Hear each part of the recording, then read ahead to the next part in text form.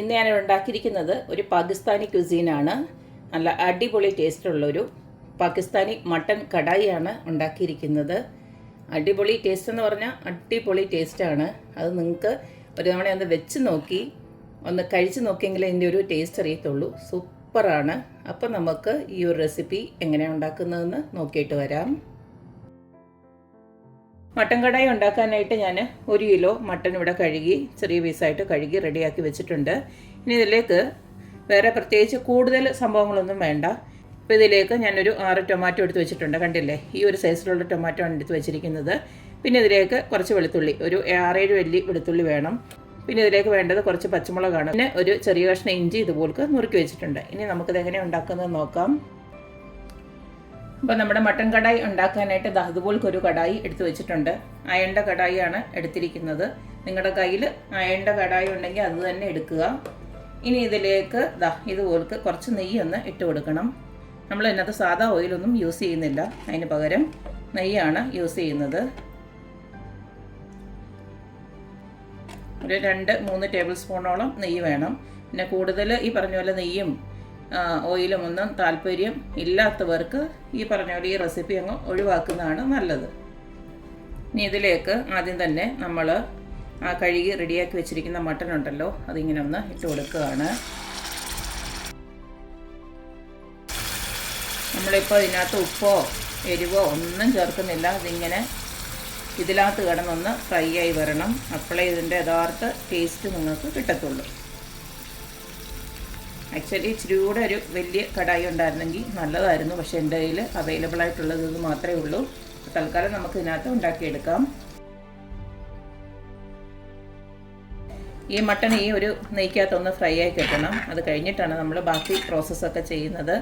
ഈ ഒരു സമയം കൊണ്ട് നമുക്ക് ഇതിനകത്തേക്ക് കുറച്ച് ചൂടുവെള്ളം കൂടെ ഒന്ന് റെഡിയാക്കി വെക്കണം. ഏകദേശം 1 മണിക്കൂറെങ്കിലും ഒന്ന് അടച്ചു വെച്ച് വേവിച്ചെങ്കിലേ ഇതൊന്ന് വെന്ത് കിട്ടത്തുള്ളൂ. ഇത് നമ്മൾ മാരിനേറ്റ് ചെയ്യുമ്പോൾ ഒന്നുമില്ല, ജസ്റ്റ് സ്ലോ കുക്കിംഗ് ചെയ്ത് വേണം എടുക്കാനായിട്ട്. അപ്പോൾ എന്തായാലും ഇങ്ങനെയൊക്കെ ചെയ്തെടുക്കുമ്പോൾ ഇതിൻ്റെ രുചിയും നല്ല സൂപ്പറാണ്. എന്തായാലും ഇത് ഇതൊന്ന് ഒരു 10 മിനിറ്റോളം ഈ ഒരു നെയ്യിൽ കിടന്നൊന്ന് ഇതുപോലൊക്കെ ഫ്രൈ ആയി കിട്ടണം. ഒരു 10 മിനിറ്റോളം നമ്മൾ ഈ നെയ്ക്കകത്തിട്ടു. കണ്ടില്ലേ, മട്ടൻ്റെ വെള്ളമൊക്കെ ഇറങ്ങി വന്നിട്ടുണ്ട്. അതുപോലെ തന്നെ ആ കളറും ഒന്ന് മാറി വന്നിട്ടുണ്ട്. ഈ സമയം നമുക്കിതിലേക്ക് വെളുത്തുള്ളി ഒന്ന് ഇട്ട് കൊടുക്കാം. ഞാൻ 2ആയിട്ട് ഒന്ന് കട്ട് ചെയ്തിട്ടിട്ടുണ്ട് വെളുത്തുള്ളിയെല്ലാം. നമ്മളിതുവരെ ഇതിനകത്ത് ഉപ്പൊന്നും ഇട്ട് കൊടുത്തിട്ടില്ല. ഈ സമയം നമുക്ക് കുറച്ച് ഉപ്പിട്ട് കൊടുക്കാം. ഇതിന് ആവശ്യമായിട്ടുള്ള ഉപ്പ് 1 സ്പൂണേ ഞാൻ ഇട്ട് കൊടുക്കുകയാണ്. പിന്നെ നമുക്ക് വേണമെന്ന് വെച്ച് കഴിഞ്ഞാൽ ഇട്ട് കൊടുക്കാം. അതുപോലെ തന്നെ കുറച്ച് മഞ്ഞൾപ്പൊടി, ഒരു 1/2 ടീസ്പൂണോളം മഞ്ഞൾപ്പൊടി ഞാനൊന്ന് ഇട്ട് കൊടുക്കുകയാണ്. ഇതൊന്നും കൂടെ നമുക്ക് നന്നായിട്ടൊന്ന് ഇളക്കി വെക്കാം. ഇതിലേക്ക് ഞാൻ തക്കാളി എല്ലാം ഒന്ന് 2 ആക്കി വെച്ചിട്ടുണ്ട്. ഇതെല്ലാം ഇതുപോലൊന്ന് ഇത് ജസ്റ്റ് ഇങ്ങനെ ഒന്ന് കമത്തി വെച്ച് കൊടുക്കാം.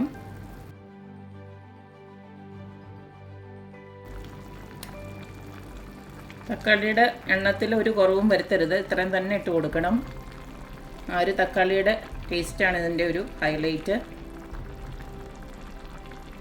ഇതൊന്ന് വെന്ത് കഴിയുന്നുണ്ട്. ഈ ഒരു തക്കാളിയുടെ തൊലി ഉണ്ടല്ലോ, അത് നമുക്ക് ഒന്ന് റിമൂവ് ചെയ്ത് എടുത്ത് കളയണം. അപ്പോൾ അതിന് വേണ്ടിയിട്ടാണ് ഇങ്ങനെ 2ആയിട്ട് മുറിച്ച് വെച്ചിരിക്കുന്നത്. ഇതിനെ നമുക്ക് അടച്ച് വെച്ച് കുറച്ച് നേരം ഒന്ന് വേവിച്ചെടുക്കാം. അതിനുശേഷം തക്കാളിയുടെ തൊലി മാറ്റിയിട്ട് പിന്നെ നന്നായിട്ടൊന്ന് വേവിച്ചെടുക്കാം. അപ്പോൾ ഞാനൊന്ന് അടച്ചു വെക്കുകയാണ്. ഈ ടൊമാറ്റോ ഒക്കെ നന്നായിട്ട് വെന്ത് കഴിയുമ്പോൾ അതിൻ്റെ ഈ പുറംതൊലി ഉണ്ടല്ലോ, അത് ഇതുപോലേക്ക് ഇങ്ങനെ ഇളകി വരും. അതിനെ ഇതുപോലൊക്കെ അങ്ങെടുത്ത് മാറ്റിയാൽ കളഞ്ഞാൽ മതി. ഇങ്ങനെ നമുക്ക് വലിയ പ്രയാസമൊന്നും ഇല്ലാതെ തന്നെ നല്ലതായിട്ട് വെന്ത് കഴിയുമ്പോൾ ഇങ്ങനെ വരും. അപ്പോൾ അതിനെ ഞാൻ കളയുവാണ്. ഇതിൻ്റെ ഓരോന്ന് ഇതുപോലൊക്കെ അങ്ങെടുത്ത് കളഞ്ഞാൽ മതി. നമുക്കതിൻ്റെ ആ ഫ്രഷ് മാത്രം മതി.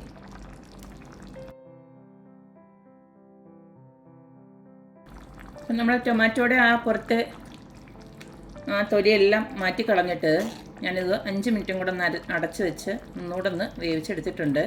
ഇനി നമുക്കിതിലേക്ക് എടുത്ത് വെച്ചിരിക്കുന്ന പച്ചമുളകും അതുപോലെ തന്നെ ഇഞ്ചിയും കൂടെ ഞാനൊന്ന് ഇട്ട് കൊടുക്കുകയാണ്. മട്ടൻ്റെ തനതായിട്ടുള്ളൊരു ടേസ്റ്റാണ് ഇതിന് ഈ റെസിപ്പിക്ക് നമുക്ക് കിട്ടുന്നത്. അതുപോലെ തന്നെ മട്ടനിൽ നിന്ന് ഇറങ്ങിയ വെള്ളമുണ്ട് ഒരുപാട്, അതുകൊണ്ട് ഞാൻ വേറെ എക്സ്ട്രാ വെള്ളവും ഒഴിച്ചു കൊടുത്തിട്ടില്ല.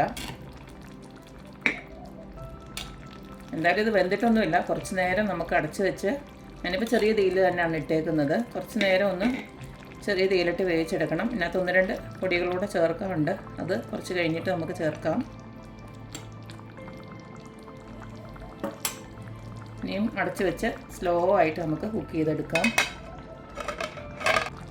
വീണ്ടും ഒരു 10 മിനിറ്റ് ഞാൻ അടച്ച് വെച്ചു. ഇനി നമുക്കിതിലേക്ക്, ഞാൻ പറഞ്ഞില്ലേ നേരത്തെ പൊടികൾ ഇട്ട് കൊടുക്കണമെന്ന്, ഇതുപോലെ 2 സ്പൂണ് മല്ലിപ്പൊടി ഞാൻ ഇട്ട് കൊടുക്കുകയാണ്.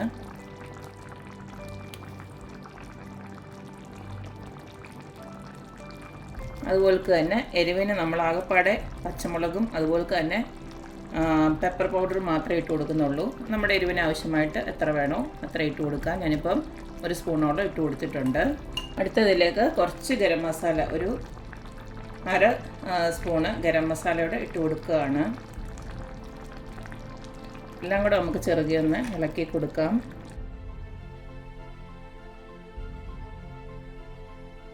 ഈ ഒരു സമയം നമുക്ക് ആവശ്യത്തിനുള്ള ഉപ്പോ എരിവോ ഒക്കെ ഉണ്ടോ എന്നുള്ളതൊന്ന് നോക്കണം. ഇനി ഇത് വെന്തിട്ടൊന്നുമില്ല. ഇനിയും ഇത് അടച്ച് വെച്ച് ഇപ്പോൾ ഒരു അരമണിക്കൂറല്ലേ ആയിട്ടുള്ളൂ. ഇനിയും ഒരു അരമണിക്കൂറൂടെ സ്ലോ ആയിട്ട് കുക്ക് ചെയ്തെടുക്കണം. അപ്പോൾ ഈ ടൊമാറ്റോ ഒന്നും ഇതുപോലെ കിടക്കത്തില്ല, നന്നായിട്ട് അതിനകത്ത് അങ്ങ് ചേർന്ന് പിടിക്കും. അപ്പോൾ ഞാനൊന്ന് ജസ്റ്റ് ഒന്ന് ഉപ്പ് നോക്കുകയാണ്, ഉപ്പും എരിവും ഒക്കെ ഉണ്ടോ എന്നുള്ളത്. ഉപ്പും എരിവും ഒക്കെ ഒന്ന് നോക്കി. ഉപ്പ് കറക്റ്റാണ്, പക്ഷേ എരിവ് ഇത്തിരിയും കൂടെ ആവാമെന്ന് എനിക്ക് തോന്നി.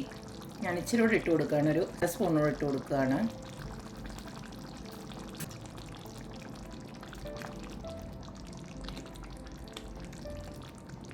ഞാനിപ്പോൾ ഇതിനകത്ത് വെള്ളം ഒഴിച്ച് കൊടുത്തിട്ടില്ലെങ്കിലും നിങ്ങൾക്ക് ആവശ്യമെങ്കിൽ കുറച്ച് തിളപ്പിച്ച വെള്ളം ഇതിനോടകം ഒഴിച്ചു കൊടുക്കണം. ഇതിപ്പോൾ എന്തായാലും ലാസ്റ്റ് കുറച്ച് ഒഴിച്ചു കൊടുക്കേണ്ടി വരും, കാരണം ചാറ് തീരെ കാണത്തില്ല. ഇത് നല്ല കുറുകി ഇങ്ങനെ ഇരിക്കും. നമുക്ക് എന്തെങ്കിലും റൊട്ടിയൊക്കെ കഴിക്കണമെങ്കിൽ കുറച്ചൊന്ന് ചാറ് വേണം. അപ്പം കുറച്ചുകൂടെ കഴിഞ്ഞ് ഇതൊന്നുകൂടെ ഒന്ന് വറ്റി കഴിഞ്ഞതിന് ശേഷം ഞാൻ കുറച്ച് ചൂടുവെള്ളം ഒന്ന് ഒഴിച്ചു കൊടുക്കും. ചൂടുവെള്ളം തന്നെ ഒഴിച്ചു കൊടുക്കണം, പച്ചവെള്ളം അങ്ങ് ഒഴിച്ചു കൊടുക്കില്ല. ഇനി ഇതൊന്നും കൂടെ നമുക്ക് അടച്ച് വെച്ച് ഒരു അരമണിക്കൂറും കൂടെ വേവിച്ചെടുക്കണം. മട്ടൻ കറിയൊക്കെ ഏകദേശം വെന്ത് വന്നിട്ടുണ്ട്. ഈ സമയം ഞാൻ ചാറിന് ആവശ്യമായിട്ട് കുറച്ച് വെള്ളമൊന്ന് ഒഴിച്ചു കൊടുക്കുകയാണ്. ഇത് ആക്ച്വലി നേരത്തെ ഒഴിച്ചു കൊടുക്കേണ്ടതായിരുന്നു.